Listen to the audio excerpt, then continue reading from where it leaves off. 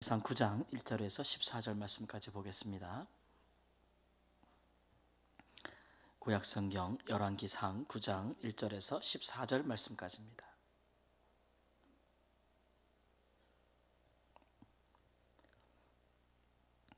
구장 1절 말씀.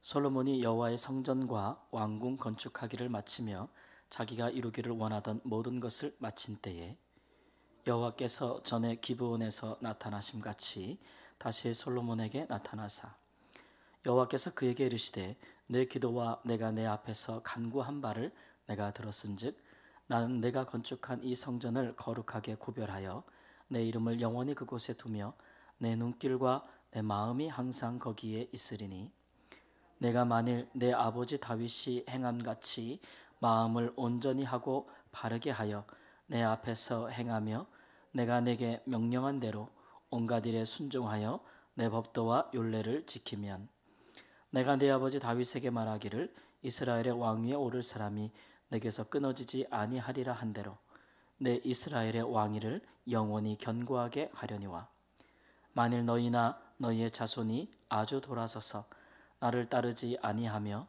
내가 너희 앞에 둔 나의 계명과 법도를 지키지 아니하고 가서 다른 신을 섬겨 그것을 경배하면 내가 이스라엘을 내가 그들에게 준 땅에서 끊어 버릴 것이요 내 이름을 위하여 내가 거룩하게 구별한 이 성전이라도 내 앞에서 던져 버리리니 이스라엘은 모든 민족 가운데서 속담거리와 이야기거리가 될 것이며 이 성전이 높을지라도 지나가는 자마다 놀라며 비웃어 이르되 여호와께서 무슨 까닭으로 이 땅과 이 성전에 이같이 행하셨는고 하면 대답하기를 그들이 그들의 조상들을 애굽 땅에서 인도하여 내신 그들의 하나님 여호와를 버리고 다른 신을 따라가서 그를 경배하여 섬김으로 여호와께서 이 모든 재앙을 그들에게 내리심이라 하리라 하셨더라. 솔로몬이 두 집 곧 여호와의 성전과 왕궁을 20년 만에 건축하기를 마치고 갈릴 땅의 성읍 20곳을 히람에게 주었으니 이는 두로왕 히람이 솔로몬에게 그 온갖 소원대로 백향목과 잣나무와 금을 제공하였습니다. 히람이 두로에서 와서 솔로몬이 자기에게 준 성읍들을 보고 눈에 들지 아니하여 이르기를 내 형제여 내게 준 이 성읍들이 이러한가 하고 이름을 가불 땅이라 하였더니 그 이름이 오늘까지 있느니라. 히람이 금 120달란트를 왕에게 보내었더라. 아멘. 솔로몬이 20년 동안에 여호와의 성전과 그의 왕궁 건축하기를 다 마쳤습니다. 그리고 봉헌식을 하고 하나님께 기도드린 후에 하나님께서 그 제사를 받으시고 그 기도를 들으시고 다시 두 번째 솔로몬에게 나타나셨다 했습니다. 첫 번째는 기브온에게서 나타나셨고 이제는 성전을 건축했으니 성전에서 나타나신 것인데요. 두 번째 나타나셔서 하나님께서 솔로몬에게 주신 말씀을 보면 비록 너희들이 성전을 건축하였을지라도 그러나 성전보다 하나님의 성전이라는 것이 하나님의 말씀을 따라 사는 것보다 크지 못하니 너희들이 하나님의 말씀을 잘 지켜 행하면 성전도 영원히 있겠고 또 내가 너희에게 준 땅도 너희가 영원히 차지하겠고 또 내 위의 자손들이 내 왕위를 영원히 이어받겠지만 그러나 성전이 있다 하여 하나님의 말씀을 따라 살지 아니하면 너희가 나를 버리고 이방신을 섬기며 하나님의 법을 따라 살지 아니하면 내가 이 성전이라도 내 앞에서 치워버리겠다 라고 이렇게 이야기를 하십니다. 하나님께서는 다윗에게도 그렇게 얘기했고 다윗이 처음에 이제 하나님께 성전을 건축하고 싶다고 할 때도 그렇게 얘기했고 또 솔로몬에게도 누차 그런 얘기를 거듭 반복하시는데 하나님께서 다윗이 성전을 건축한다고 했을 때에 또는 솔로몬이 그 일을 진행할 때 그 마음이 있는 것을 좋게 여기셨어요. 하나님이 요구한 것은 아니지만 다윗과 솔로몬이 하나님의 이름을 위하여 행하고자 하는 이 일을 좋게 여기셨고 성전이 건축이 돼서 이스라엘 백성들이나 또는 이방인들이 성전을 향하여서 여호와의 이름으로 기도하는 것을 하나님께서 유익이 있겠다 생각하셔서 이제 받으신 것이겠죠. 그러나 성전을 짓고 그곳에서 제사를 드리고 기도하는 것보다 하나님께서 더 중히 여기시는 것은 하나님의 백성들로서의 마땅히 살아야 될 삶의 거룩한 법도 그 말씀대로 사는 것보다 더 귀히 여기지는 않으셨다는 것이죠. 이스라엘 백성들이 하나님 앞에 공의롭게 살면 거룩하게 살면 그 성전도 가치가 있는 거예요. 그럴 때는 이스라엘 백성들도 또는 이방인들도 성전을 향하거나 성전에 와서 드리는 제사나 기도가 하나님이 받으실 만한 것이고 의미 있는 것이지만, 그러나 그들이 하나님의 말씀을 버리고 죄를 범하며 또 부패하고 악을 행하면서, 그리고 심지어는 다른 신을 섬기면서 그렇게 성전에 와서 하나님께 제사를 드리고 많은 제물을 드린즉 하나님께서 말씀하시는 것은 내가 이런 것들을 너희에게 요구한 적이 없다라는 것이죠. 그래서 이스라엘 백성들은 이제 성전을 짓고 봉헌하면서도 하나님께서 그들에게 무엇을 진정으로 원하시는 것이 무엇인지를 처음부터 잘 알 필요가 있었던 것이겠죠. 솔로몬도 이제 여러 번 이러한 하나님의 말씀을 듣고 처음에는 그 마음이 하나님을 향하고 하나님의 말씀을 따라 통치하는 것보다 더 귀한 것이 없다라고 생각했을 수 있어요.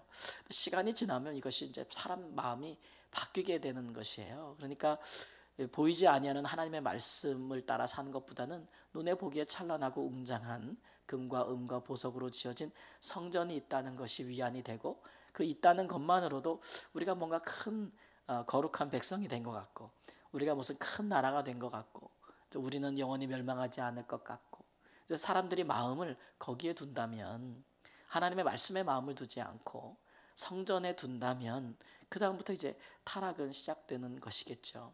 이것을 하나님께서 경고한 것이라 할 수 있겠습니다.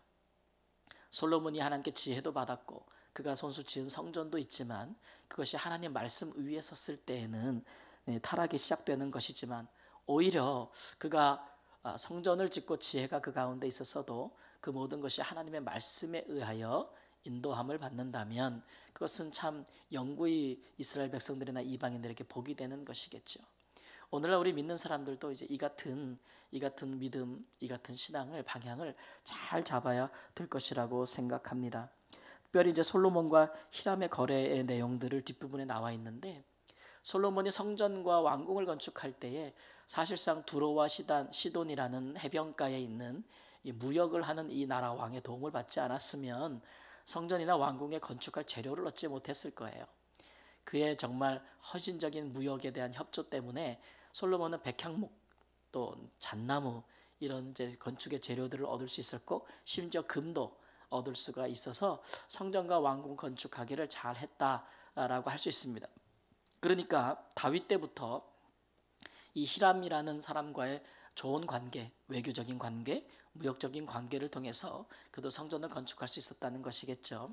근데 오늘 말씀해 보니까 솔로몬이 다 마치고 나서는 가나안 땅 중에서 일부, 하나님께서 이스라엘에게 주신 땅 중에서 일부 땅을 팔았다 그랬어요. 판 것은 빚을 졌기 때문에 그렇겠죠. 땅을 팔았어요. 그러니까 성전과 왕궁을 건축하느냐고 많은 재정적인 소비가 있었고, 뭐 인건비며 재료비며 많이 나갔겠죠. 과도하게 나갔기 때문에 그것을 재정적으로 보완하기 위해서 땅을 팔았다. 그리고 돈을 받았다라는 거예요. 그런데 그 땅을 산 히람 왕이 와서 보고는 그 땅을 가불 땅이라 이름했다. 그러니까 막대한 돈을 지출하고 자기가 그렇게 성전과 왕궁 건축하기를 도왔는데 솔로몬이 자기에게 준 땅이 형편없었다. 메마르고 황폐한 땅이었다. 그래서 정말 버려진 땅이었다. 그래서 불평하는 것입니다. 그러므로 그 이름을 가불 땅이라고 이름을 짓는 것이겠죠. 우리는 이것을 통해서 두 가지를 확인할 수 있는 것인데, 하나는 건축에 과도한 재정이 지출됐다는 것이에요. 근데 이제 성전 건축에 있어서 과대한 재정이 지출되었는가 보면, 일단 성전 건축에 대해서는 성경의 여러 기록들을 보면 그 아버지 다윗이 솔로몬이 짓기 위하여 충분한 재료들을 이미 다 갖추었다고 이야기하고 있고, 성전 건축이 끝난 후에도 그 남은 많은 재료들과 많은 금과 이런 것들을 여호와의 곳간에, 성전 곳간에 창고에 들여놨다 한 것을 봐서는 7년간의 성전 건축은 다윗과 솔로몬이 이미 준비한 것 때문에 예상대로 건축이 되었다고 볼 수 있을 것 같아요. 그러나 이제 왕궁을 14년 동안 지었는데 그 왕궁의 규모가 성전의 규모보다 수배나 달하고 컸기 때문에 그거에 대한 재정 지출이 너무 크지 않았는가라고 이렇게 판단을 할 수가 있습니다. 그렇게 건축에 대한 그런 과도한 재정 지출 때문에 결국은 솔로몬이 하나님 이스라엘 지파들이 배분받은 땅을 팔았다. 자기가 보기에 제일 형편없는 땅을 팔았겠죠. 그 땅을 보면은 이스라엘 북부에 아셀 지파가 가진 땅 중에서 가장 보잘것없는 땅을 판 것으로 생각이 됩니다. 그러나 이제 레위기서에서도 말씀하지만 하나님이 주신 땅은 영구히 이스라엘 지파에게 속하고 함부로 팔지 못할 것이라고, 특별히 이스라엘 형제들끼리 판다 할지라도 그것은 안식년이나 희년에는 다시 그 주인에게로 돌아가는 것이고, 이방인들에게는 절대 팔지 말라라고 말씀하셨어요. 그 법도에. 왜냐하면 이것은 무엇을 상징하냐 하면 이스라엘 백성들이 하나님께 받은 그 기업은 영구할 것이다, 영원할 것이다 라는 것을 의미했기 때문에 팔지 말라고 하셨는데, 솔로몬은 이제 건축을 위해서 땅을 판 것이 되겠죠. 그러면 이것은 이제 반율법적인 행위입니다. 비록 보잘것없어 보이는 그 땅이라 할지라도 그 땅을 갈릴리, 신약에 오면 이게 갈릴리 땅이거든요. 갈릴리 땅의 일부인데 그것을 판 것은 하나님이 보시기에 모세의 신명기 율법에 합당하지 않은 행위이고, 특별히 이제 우리가 이스라엘 백성들 신약 시대 와서 예수님 당시에 보면 예수님께서 이 갈릴리 땅에서부터 사역을 시작했잖아요. 그럴 때 많은 사람들이 갈릴리 땅을 보면서 흑암과 사망의 그늘, 어둠의 그늘 가운데 있는 백성들이다 이렇게 취급할 정도로 당시 이스라엘 사람들에게 굉장히 멸시받는 땅의 그 백성들 가운데 예수님께서 먼저 사역을 시작하셨다 이런 것이겠죠. 사람의 보는 눈과 하나님이 보는 눈은 참 달라요. 왕이 보기에 이 땅은 형편이 없고 그 땅에 사는 백성들도 그저 천하게 여겨져서 이방인에게 쉬 팔아버릴 수 있는 재정적인 도움을 위해서 그런 땅과 백성이라고 여겼지만, 하나님께서는 이 땅에 구원을 행하실 때에 가장 먼저 들어가서 사역하신 것이 바로 이러한 땅이라는 거죠. 또 이러한 땅의 백성들이라는 거예요. 그러니까 하나님께서 세상을 바라보실 때에 어떤 마음을 갖고 계시는지, 이 땅에 하나님이 이 땅에 있는 백성들을 사랑하고 그들 가운데 하나님의 구원을 행하실 때에 하나님이 가장 먼저 눈여겨보는 사람들이 어떤 사람인지들을 우리가 좀 하나님의 마음을 가질 필요가 있습니다. 예수님의 마음도 그러하고요. 그러니까 우리가 살아가고 있는 이 땅 가운데서 우리가 이 땅에서 뭐 자본주의 시대에 살고 있잖아요. 자본이 최고로 그렇게 인정을 받고 가치가 있는 시대에 살고 있기 때문에 자본의, 돈의 입장에서 가치가 없다고 생각하는 것들이나 그런 사람들을 우리가 천히 여기고 또 가볍게 여기기 쉬워요.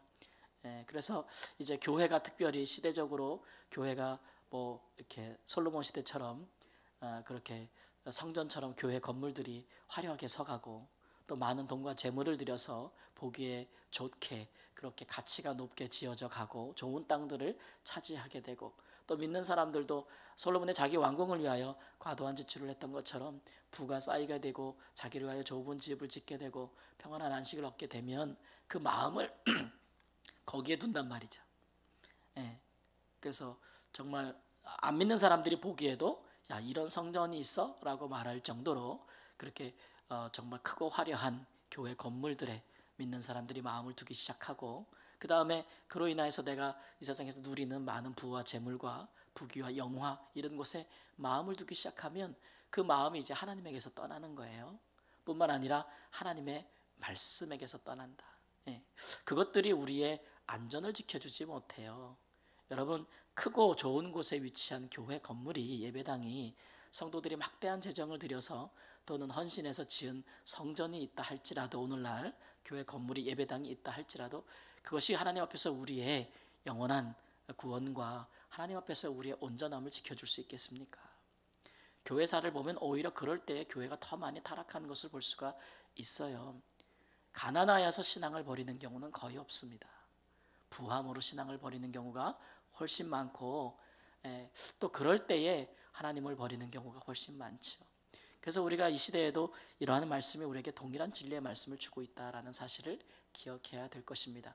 우리의 형편이 어떠하든지 간에 우리는 우리의 마음과 우리의 모든 힘과 우리의 모든 노력을 하나님의 백성들로서 그의 말씀에 합당하게 성령으로 살아가는 데 도와야지, 이 보이는 것들, 사람들이 흠모할 만한 것들, 사람들이 자랑할 만한 것들이 우리 가운데 있다고 해서 그런 것들에 힘을 쏟고 거기에 우리의 모든 것을 다 투자하고 이렇게 한다면 우리는 그것들을 가질 수는 있어도 그러나 우리가 하나님의 온전한 백성이라 여기지는 못할 것이고, 시간이 지나서 타락하게 된다면 오히려 이방 사람들이 우리를 조롱하면서 여호와께서 주신 이 땅의 백성들과 성전이 어찌 이 황폐하게 되었는가 라는 조롱을 받게 될 것이다 라는 것이죠.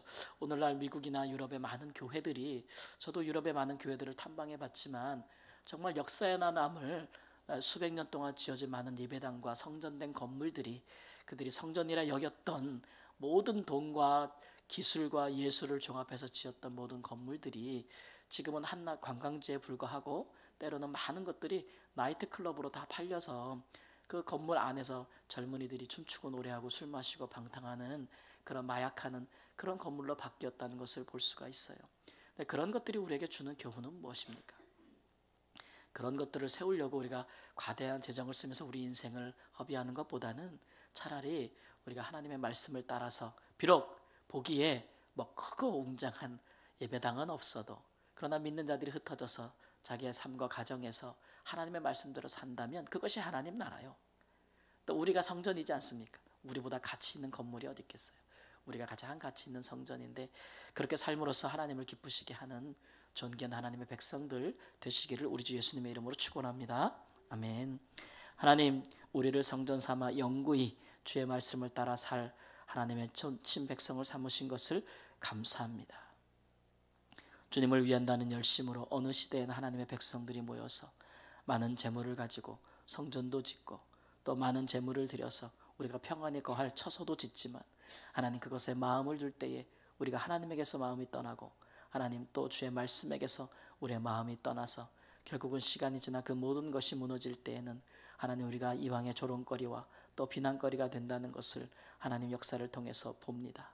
주여, 주를 위한 열심이 우리로 하여금 하나님의 말씀을 향하게 하시고 진리를 향하게 하시고 우리를 그 가운데 인도하시는 성령을 따라 행할 수 있는 자가 되게 하여 주시옵소서. 그러므로 우리의 신앙이 시간이 지나도 하나님 우리의 삶 가운데서 참으로 우리의 말씀이 우리의 인격이 되고 삶이 되는 놀라운 성전된 삶을 삶으로 하나님을 영구히 기쁘시게 하는 자들이 될 수 있도록 인도해 주시고, 오늘날 우리 민족의 교회들이 하나님의 우리의 마음과 중심을 하나님 영원히 변치 아니하는, 흔들리지 아니하는, 진동하지 아니하는, 무너지지 아니하는 하나님의 말씀에 두는 자들이 될 수 있도록 주여 인도하여 주옵소서. 오늘도 주의 백성들이 살아갈 때 하나님 힘있게 도우시고 하나님의 성전으로서 하나님 세상에서, 사회에서, 직장에서, 또 가정에서 믿는 자답게 살고자 할 때 주의 성령이 도우셔서 하나님 날마다 주의 충만함으로 말미암아 하나님의 영광이 가득한 삶을 살게 하시고, 주의 성령으로 인하여 기뻐하며 감사하며 감동하며 또 회개하며 또 거룩하며 모든 선한 일을 행하기에 합당할 수 있는 능력을 갖추는 복된 하루가 될 수 있도록 인도해 주시옵시고, 성전된 주의 성도들의 몸과 마음을 깨끗하게 하시고 정결하게 하시고 건강하게 하사 하나님이 주신 힘으로써 주를 경외하는 삶을 살게 하여 주옵소서. 존귀하신 우리 주 예수님의 이름으로 기도합니다. 아멘.